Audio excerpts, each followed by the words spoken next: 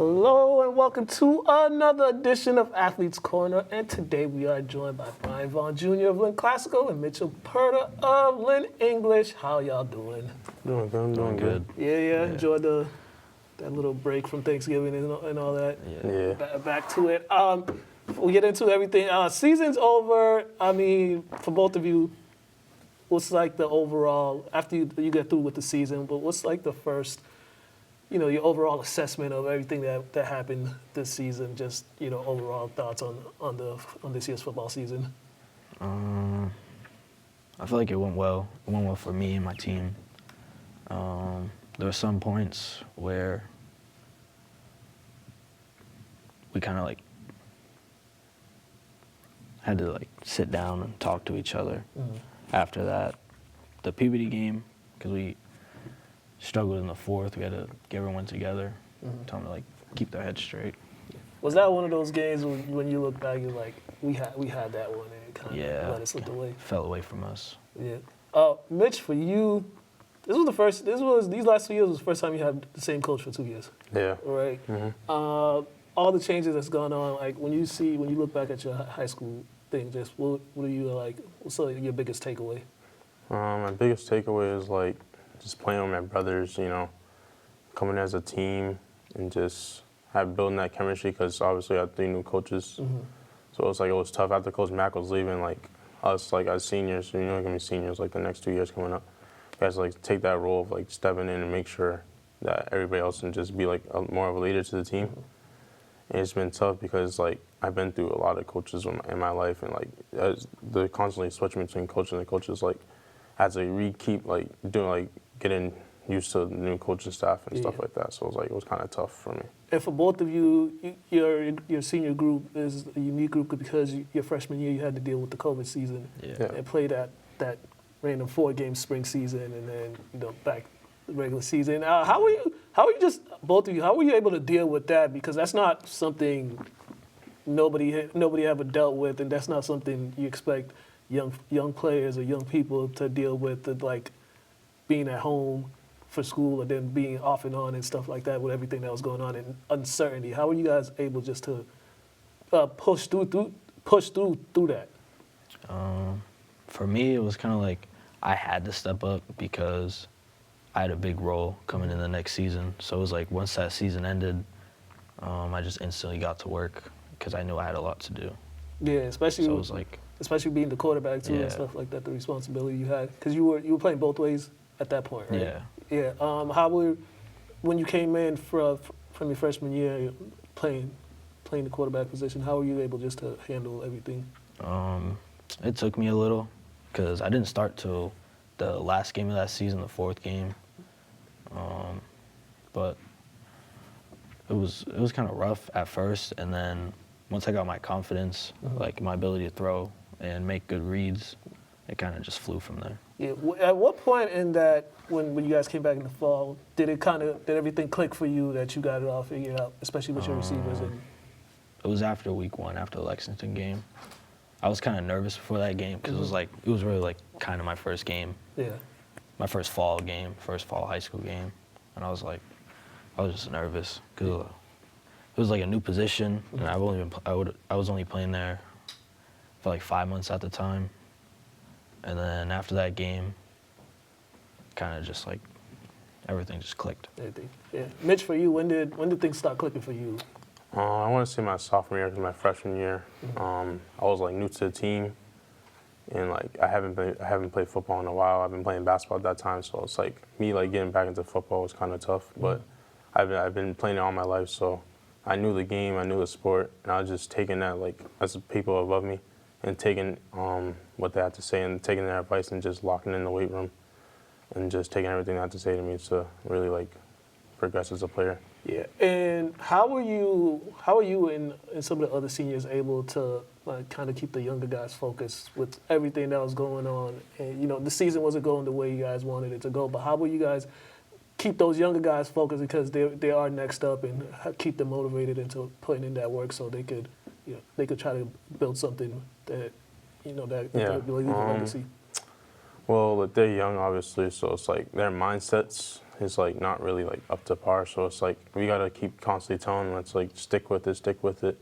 Like your time is up. Your time is up next year and stuff like that. So like as them being young, it's like you gotta keep telling them and tell them to like stick with it and just play their role, and eventually they'll get their time to shine and just keep working and practice and keep showing to practice, show up every day to lifts, and just build like a good character for the coach so you can get on his good side and he'll probably see something in you so that way you can get on the field. Yeah, 3 players I want to ask you both about on your respective teams. First for you, Javon, Claiborne. He stepped in. Tyron got hurt. Yeah. He stepped in and he had some big games. It seemed like every time he was on the field, he was productive, even when he was splitting carries and when Tyron was in that first game. But it seemed like from that first game when he first got his first carry, it was just like instant. Yeah. Was that just something you guys saw in camp? Yeah. No, he's a great athlete. When we first started working with him in the summer, we just knew he was gonna be something to our team, like being a great addition to our team. And for him, it was kind of just like, I remember he was telling me like, after the Medford game, the Somerville game, he just told me that he was like having real fun, like at running back.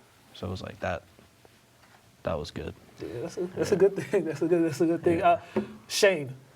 Okay. Shane really, that Thanksgiving game, he really showed a lot in that Thanksgiving game defensively and special teams, but he did get hurt at one point. But even then, the one play that sticks out for me is the first game of the season against Lawrence, the hustle play that ended up getting him hurt on that play. It's like, what can you say about his ceiling?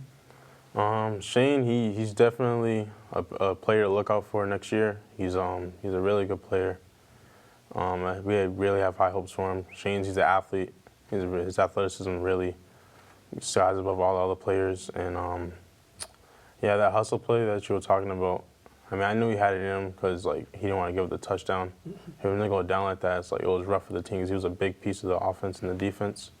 So seeing him going down was kind of tough for us, but we had to lock in and really take what we had as a team and just try to put it all together so we can try to come back in the game. But we have high hopes for Shane next year. He's definitely a good player to watch out for. Yeah, definitely. And you and John set records, school records. It seemed like you and him had just probably like the best chemistry out of everybody in that group. Yeah. Was it just easy, just knowing his skill, his talents, to get him the ball and knowing what he could do once he gets the ball? Yeah, I've known John for a while. I played with him for a while, so it was great to like have that off-field like chemistry as well. So that really helped bring it onto the field. And then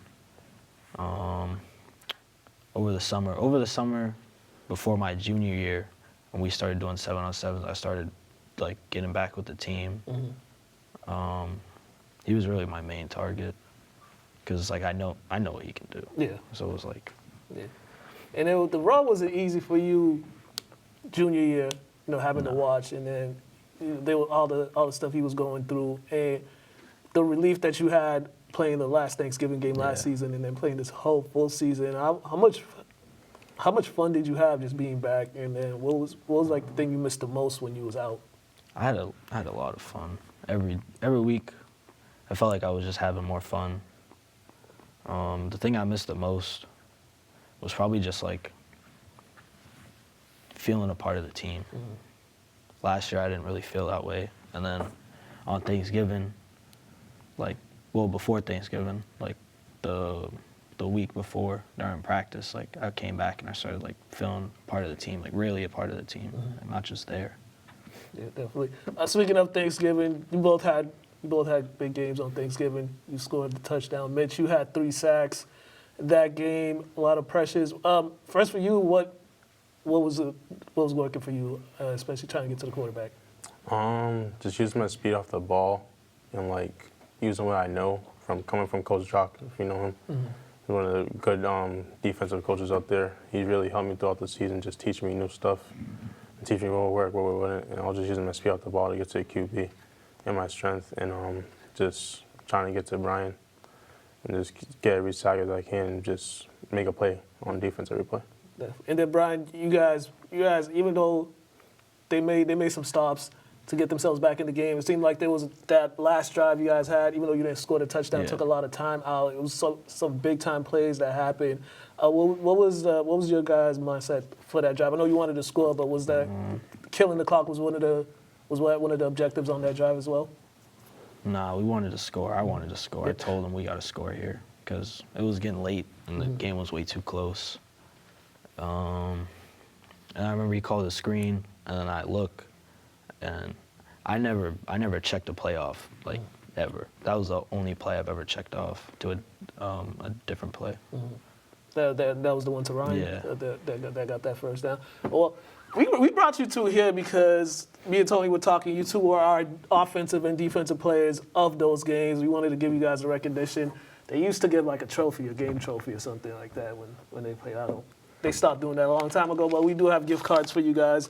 This was from Tony. He wanted to give you guys these gift cards for the achievement, and we wanted to recognize you guys for the games that you both had, and we definitely wishing you both good luck on your next chapter wherever you end up. But it was great watching you guys play the last 3 years. Yeah, 3 years. 3 years, definitely great. Proud of what you guys have done. Definitely. Plug in your social medias before we get out of here. All right. You can look at that camera right there. Actually, I don't even use Instagram. Oh. You use Twitter more? Yeah. Plug your Twitter in. Brian Vaughan Jr. too. My IG is Mitch 3 times, and my Twitter is the same thing. All right, fellas, thank you once again for coming on. Really appreciate this. Good luck with everything. Tony, thanks for putting this together, man. This was well appreciated. And you guys been watching. Oh, yeah, shout out Coach Vaughn. He's back there. I know he's back there. always great seeing him. You guys been watching Athletes Corner. Have a good one.